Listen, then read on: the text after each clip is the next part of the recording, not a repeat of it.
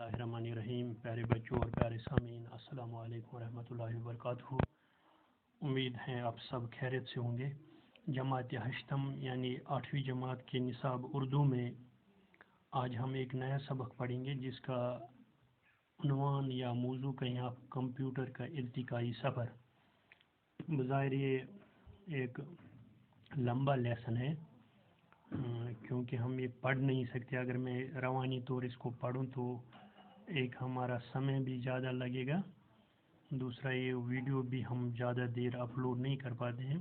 तो मैं इस सबक का खुलासा करूं आप लोगों को कि कंप्यूटर का इर्तिकाई सफ़र क्या है। इससे पहले हमने वो ज़ाफ़रान पढ़ा था एक लेसन, उसके सवालात भी हो गए थे। तो आज हम नया ये शुरू करेंगे। कंप्यूटर का इर्तिकाई सफ़र क्या है इसका मैं खुलासा करूं। कंप्यूटर एक ऐसी मशीन है जो न सिर्फ हिसाब लगाने का काम करती है बल्कि इससे और भी काम लिए जा सकते हैं। कंप्यूटर से आज जो काम लिए जा रहे हैं, चंद बरस पहले इनके बारे में सोचा भी नहीं जा सकता था। इंसान को चांद पर पहुंचने में कंप्यूटर ने साथ दिया। कंप्यूटर से हवाई जहाज चलाए जाते हैं, टेलीविज़न, टेलीफोन, रेडियो, रेलगाड़ियाँ, छापे खाने, एटीएम मशीनें कंप्यूटर ही की मदद से काम करती हैं। अबाकस कंप्यूटर या कैलकुलेटर आप कहें की पुरानी शक्ल है। ये लकड़ी के एक मुरब्बा फ्रेम में बंधे तारों में पूर्वे लकड़ी के गोल गोल गठों का नाम है। इनके ज़रिए जमा करने या घटाने का काम आसानी से किया जाता है। इसका इस्तेमाल हज़ारों साल से मिस्र और चीन में होता रहा है। पहला इलेक्ट्रॉनिक कंप्यूटर 1919 के आसपास बना। दूसरी जंग अज़ीम के बाद कंप्यूटर को काफ़ी फ़रोग़ हासिल हुआ। ऐसे कंप्यूटर तैयार किए गए जो न सिर्फ रियाजी के सवालात हल कर सकें बल्कि जिनकी यादाश्त या मेमोरी आप कहें में कई तरह की मालूमात भी रिकॉर्ड की जा सकें। मालूम की जमा है मालूमात भी रिकॉर्ड की जा सकें। यानी ऐसे कंप्यूटर तैयार किए गए जो न सिर्फ रियाजी के सवालात हल सकें बल्कि जिनकी यादाश्त या मेमोरी आप कहें में कई तरह की मालूमात भी रिकॉर्ड की जा सकें। अब तो ऐसे कंप्यूटर भी मौजूद हैं जो शतरंज खेलने के साथ साथ मौसीकी की धुनें और तस्वीरें बना सकते हैं। आज का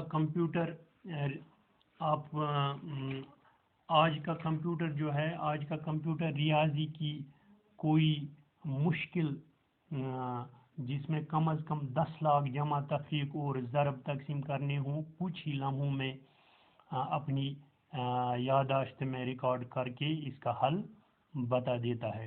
कंप्यूटर की आज की किस्में हैं। एक किस्म है डिजिटल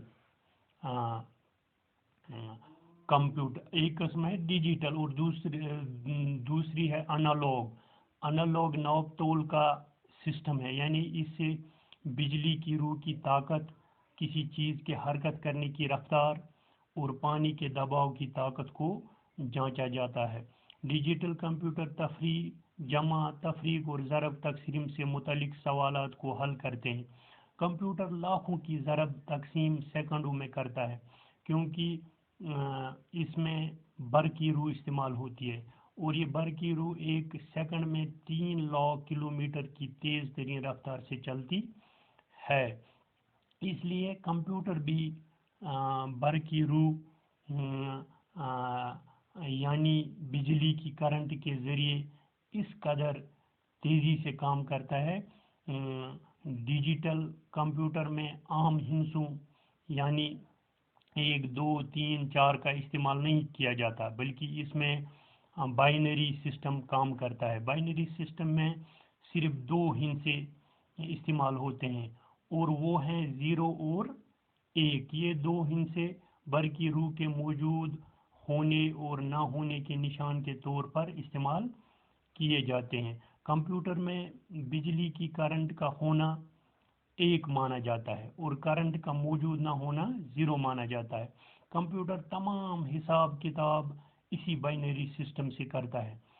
آج انالاگ اور ڈیجیٹل کمپیوٹروں کے علاوہ ہائبرڈ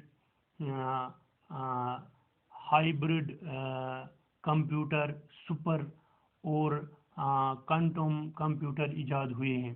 یہ بہت تیز رفتار کمپیوٹر ہیں۔ ان کی بدولت اطلاعاتی نظام میں انقلاب آیا ہے۔ آج ہر چھوٹے بڑے کو اپنے موبائل فون یا کمپیوٹر کے ذریعے انٹرنیٹ سے رابطہ ہے اور وہ ہر طرح کی معلومات تک رسائی رکھتا ہے۔ جرمنی کے فلسفی اور سائنسدان لیبنٹر کے مطابق بائنری سسٹم فطرت کے سسٹم جیسا ہے۔ وہ بائنری سسٹم کے ایک کو وحدت کی نشانی مانتے ہیں جیسے خدا ایک ہے، اور بائنری سسٹم کے 0 کو وہ کچھ نہیں ہونے کی نشانی سمجھتے ہیں، یعنی خلا یا عدم، گویا ایک خالی کی نشانی ہے اور 0 مخلوق کی نشانی۔ بائنری سسٹم اور اشاریہ سسٹم ایک دوسرے سے مختلف ہیں۔ اشاریہ سسٹم میں 1 سے 9 تک ہندسے اور 10واں ہندسہ 0 ہوتا ہے، لیکن بائنری سسٹم میں ہندسوں کا انداز مختلف ہے۔ اس سسٹم میں اگر 9 کے ہندسے کو لکھنا ہو تو یوں لکھیں، میں یہاں پہ آپ کو دکھاؤں۔ 9 کو ہندسے ایسے لکھے جاتا ہے 1001، یہاں پہ 8 into 1 plus 0 into 4 plus 0 into 1 plus 1 is equal to 9۔ تو یہ ایسے 8 plus 0 plus 0 plus 1 is equal to 9، یعنی لیکن بائنری سسٹم ہندسوں کا انداز مختلف۔ اس سسٹم میں اگر 9 کے ہندسے کو لکھنا ہوتا ہے تو ایسے لکھتے ہیں 9 کو، یہ بائنری سسٹم میں۔ تو کمپیوٹر کو 5 حصوں میں بانٹا جا سکتا ہے۔ پہلا درآمد کا حصہ جس کو ہم ان پٹ کہتے ہیں۔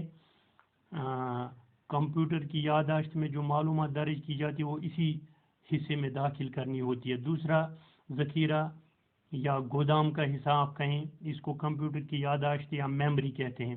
اس میں تمام معلومات ریکارڈ کی جاتی ہیں۔ تیسرا حصہ کتاب کا حصہ ہے، یہ حصہ ریاضی کے سوالات حل کرتا ہے۔ چوتھا کنٹرول یونٹ ہوتا ہے، یہ حصہ پورے کمپیوٹر کو کنٹرول کرتا ہے اور مختلف حصوں کو ہدایات بھی دیتا ہے۔ پانچواں برآمد یا آؤٹ پٹ والا حصہ، کمپیوٹر سے جو کچھ جاننا ہو یہی حصہ وہ معلومات دیتا ہے۔ دوسری جنگ عظیم کے بعد والے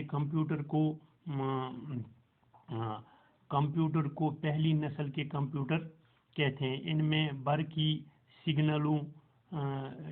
سگنلوں کے لیے ویکیوم ٹیوب استعمال ہوتے تھے۔ یہ کمپیوٹر کافی جگہ گھیرتے تھے۔ کچھ مدت کے بعد ٹرانزسٹر کی ایجاد سامنے آئی۔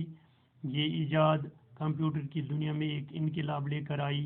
اب ویکیوم ٹیوب کی جگہ ٹرانزسٹر نے لی۔ اس طرح کمپیوٹر کی کارکردگی میں بھی اضافہ ہوا اور اس کا سائز بھی چھوٹا ہو گیا۔ یہ دوسری نسل کے کمپیوٹر کہلاتے ہیں۔ دوسری نسل کے کمپیوٹر بہت مہنگے تھے۔